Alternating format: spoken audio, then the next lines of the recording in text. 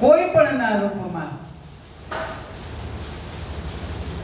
આનંદનો ગરબો થતો હોય ને તેમાં આવે ને આવે જ. જ્યાં રામ કથા થતી અને હનુમાનજી આવે ને એમ ગરબામાં પણ માં હાજર થઈ જાય.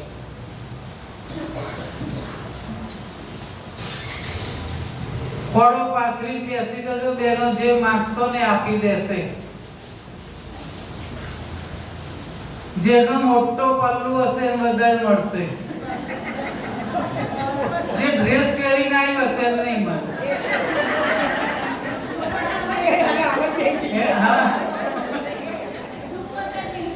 કારણ કે પલ્લુ નામ પલ્લુ આને કહેવાય.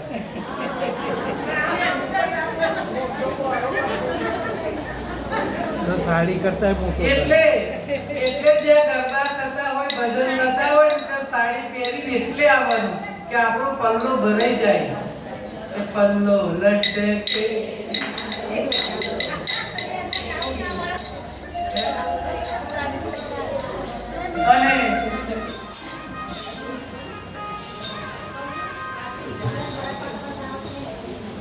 અને કોઈ આજુબાજુ જો બધા બેઠા હોય તો અજાણ્યું તમને આઈ બેસી ના લાગે ને કે આ કોઈ દિવસ નથી નાચે આવ્યા છે, કોણ હશે? એ જ માં હશે.